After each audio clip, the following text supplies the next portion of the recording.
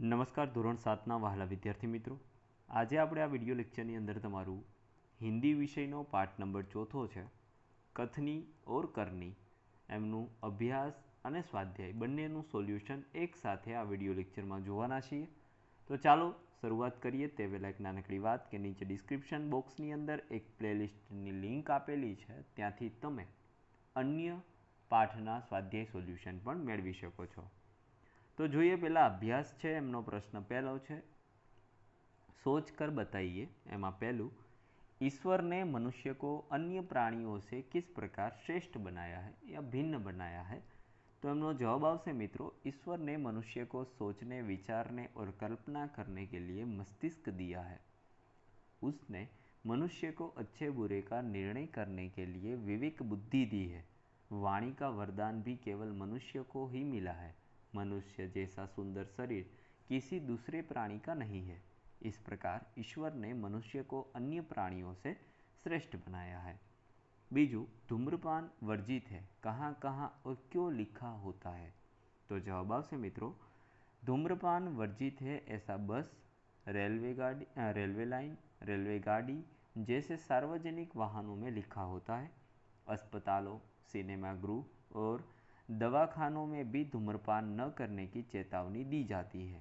बाग बगीचे, पुस्तकालय, प्रतीक्षालय, धर्मशाला और सार्वजनिक शौचालय आदि स्थानों पर ऐसी पट्टियाँ लगी होती है। धूम्रपान से वायु प्रदूषित होती है। प्रदूषित वायु में सांस लेने से छाती और फेफड़े की कई बीमारियाँ होती है, इसीलिए सार्वजनिक स्थानों पर धूम्रपान की मनाही होती है। त्रीजू, फूल सबको अच्छे क्यों लगते हैं। तो एमनो जवाब आवशे, फूल रंग बिरंगी होते हैं, उनमें से मन भावनी सुगंध निकलती है। फूल प्राकृतिक गहनों का काम करते हैं। फूलों के तोरणों से स्थान और फूलों की मालाओं से मूर्तियों की शोभा बढ़ती है। फूलहार का उपयोग विशिष्ट व्यक्ति का सम्मान करने के लिए होता है। अपने इन गुणों और उपयोगों के कारण फूल सबको अच्छी लगती है। चौथों से लोग कहाँ कहाँ कतार में खड़े रहते हैं। तो लोग ट्रेन, सर्कस, प्रदर्शनी और सिनेमा के टिकट के लिए कतार में खड़े रहते हैं। राशन की दुकान में राशन के लिए और लोगों को कतार में खड़ा रहना पड़ता है।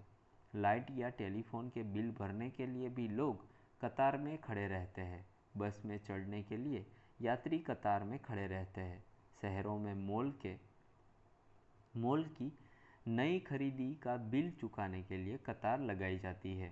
बैंकों में लोग कतार में खड़े होकर पैसे जमा कराते हैं या निकालते हैं। इस प्रकार लोग आवश्यकता के अनुसार अलग अलग स्थानों पर कतार में खड़े रहते हैं। प्रश्न बीजो है, अल्प विराम चिन्हों और उनके नाम की जोड़ बनाए तथा उचित विराम चिन्ह का प्रयोग कीजिए।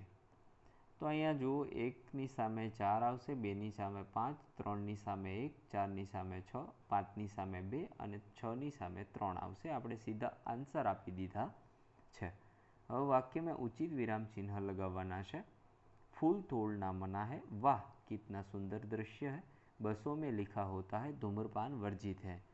धारा रात दिन पड़ती रहती है, पौधे बारिश में ही क्यों लगाए जाते हैं। प्रश्न त्रीजो से निम्नलिखित वाक्यों में से जातिवाचक संज्ञाएं पहचानिए। तो पहलू मनुष्य अने प्राणी, बीजामां आवशे पौधा, त्रीजामां शहर अने लोग अने चौथामां आवशे फूल। त्यार पछी प्रश्न नंबर 4, कथनी और करनी में समानता रखने में मुश्किलें आती है या नहीं, चर्चा कीजिए। तो अहींया सरस मजानी चर्चा आपेली है, जे तमारे જોઈ લેવાની છે। ચર્ચા આપેલી છે એનો સ્ક્રીનશોટ લઈને તમારે જોઈ લેવાની છે, લખવાનું થાય તો લખી દેવાની છે। પ્રશ્ન નંબર 4, परिच्छेद पढ़कर प्रश्नों के उत्तर दीजिए। तो अहीं सुंदर मजानो एक गद्यखंड आपेलो है, एमांथी पहलो प्रश्न, हम पर किसका ऋण है। तो हम पर माता, मातृभूमि और मातृभाषा का ऋण है। बीजू, माता का ऋण हमें क्यों अदा करना चाहिए। तो हमें माता का ऋण अदा करना चाहिए क्योंकि उसी ने हमें जन्म दिया है। त्रीजू, किस व्रत का पालन करना अत्यंत कठिन है। तो मातृभाषा पर गर्व करना और उसकी सेवा में तत्पर रहना हमारा कर्तव्य है, परंतु इस व्रत का पालन करना अत्यंत कठिन है। चौथों, किससे देशभक्त नहीं कहा जाता? तो जो मातृभूमि का तिरस्कार कर मातृभाषा का तिरस्कार कर अंग्रेजी बोलने में गर्व अनुभव करता है, उसे देशभक्त नहीं कहा जा सकता। चौथों, गद्यांश को उपयुक्त शीर्षक दीजिए। तो सच्चा देशभक्त, माता या मातृभूमि और मातृभाषा। હવે સ્વાધ્યાયમાં પહેલો પ્રશ્ન છે, અંદાજ अपना अपना कथनी और करनी में अंतर विषय पर अपने विचार लिखिए। तो जवाब आवश्य मित्रों, मैं मानता हूँ कि कथनी और करनी में एकता रखना वीरों और सज्जनों का काम है। कथनी और करनी उसी की एक हो सकती है जो सत्यवादी, निर्भय और साहसी है। चरित्रहीन डरपोक लोग अपनी कथनी और करनी में एकता कभी नहीं रख सकते। प्रश्न बीजो है, कथनी और करनी में अंतर विषय पर अपने दोस्तों ने जो विचार लिखे हैं उन्हें पढ़िए। तो कथनी और करनी में अंतर इस विषय पर मेरे दोस्तों ने लिखा है। मैंने बहुत कोशिश की है कि मैं जैसा कहूँ वैसा करूँ, परंतु मुझे सफलता नहीं मिली। मैंने एक दिन माँ से कहा कि कल मैं सुबह जल्दी उठकर टहलने जाऊँगा। दूसरे दिन माँ मुझे जगाते जगाते थक गई, पर मैं नहीं उठा। मेरी कथनी और करनी में हमेशा जमीन आसमान का अंतर रहा है। मेरे विचार में कहना बहुत आसान है, पर अपने कहे हुए को व्यवहार में लगाना बहुत मुश्किल है।